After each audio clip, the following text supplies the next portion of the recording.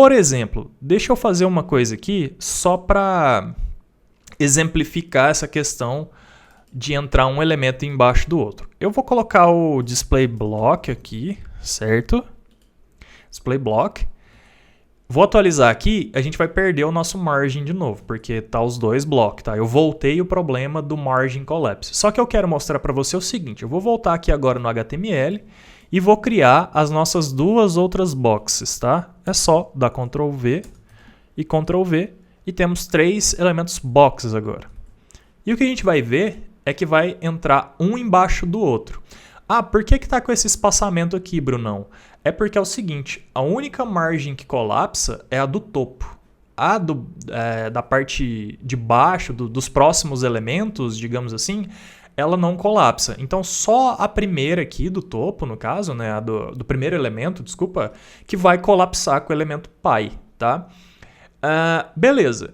Como que eu corrijo para fazer ficar um elemento do lado do outro? Bom, eu posso fazer o seguinte, eu posso voltar aqui para inline block,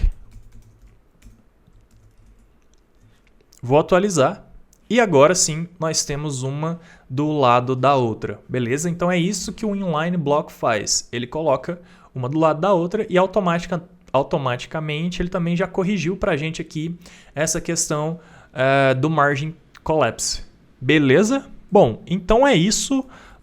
Existe uma outra forma da gente colocar os elementos lado a lado um do outro e eu vou mostrar agora também. Eu vou voltar aqui o nosso main para display table, tá? Por que eu estou fazendo isso? Porque agora eu não vou poder utilizar o inline block nessa segunda maneira da gente posicionar os elementos lado a lado. Então, se eu não vou poder utilizar, eu até posso, mas é uma questão de corrigir o margin top, tá? Vamos fazer o seguinte, eu vou manter block só para te mostrar, tá? Eu quero mostrar tudo. Então, eu vou manter o block aqui, eu vou manter block aqui embaixo também, certo? Então, os dois estão block, a gente vai voltar ao problema do margin top aqui no primeiro elemento. Beleza.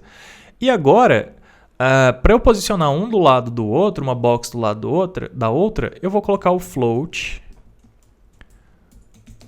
left. Então, flutuem para a esquerda, tá? Se eu atualizar aqui, corrigiu também. Inclusive, corrigiu o problema do nosso margin top. Beleza? Então, o float acaba sendo uma quarta maneira de corrigir essa questão do margin top do margin top colapsar com o elemento pi, tá? Então, a gente acabou que viu 4 maneiras de corrigir, tá? Nesse caso aqui, outra coisa que o float left fez, ele alinhou já certinho. Tá vendo que tá sobrando 25 pixels em cada um desses elementos? Então, se eu fizer com o inline block, não fica... Deixa eu tirar o float left aqui e vou voltar ao inline block. Vou salvar.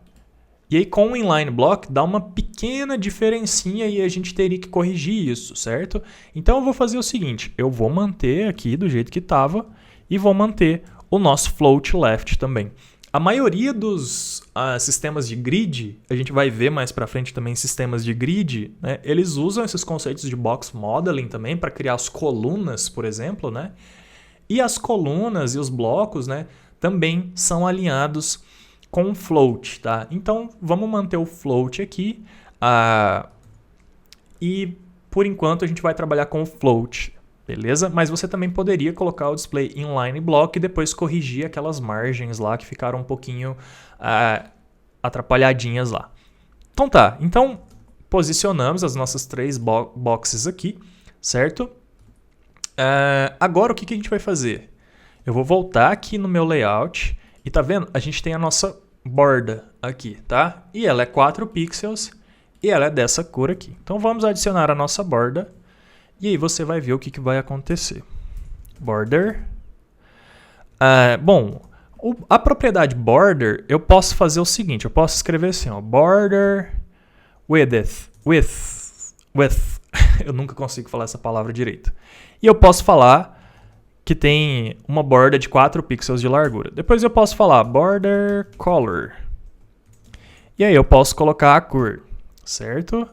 Eu posso colocar border style. E aí eu posso falar que ela é solid, tá? E se eu fizer desse jeito aqui, utilizando 3 linhas de CSS, vai funcionar. Mas um jeito resumido da gente fazer isso é o seguinte.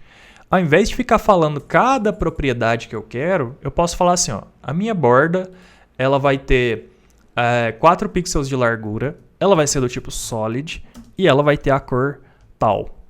Então eu coloco todas as propriedades aqui, né, os valores, numa única propriedade. Eu não preciso ficar falando border largura, border estilo e border cor, tá? Beleza, então fazendo só isso aqui, já deve funcionar. Vamos visualizar? Atualizei, funcionou. Não funcionou? Só que você conseguiu ver o problema? Olha aqui o nosso problema. A nossa borda, o nosso margin, ele acabou dando um problema. Porque o que acontece? Como eu adicionei uma borda de 4 pixels para cada box, então eu acrescentei 4 pixels em cada box. Se eu olhar agora, cada um vai ter 308 de largura, não mais 300. Tá vendo aqui, ó? 308. Isso é um problema.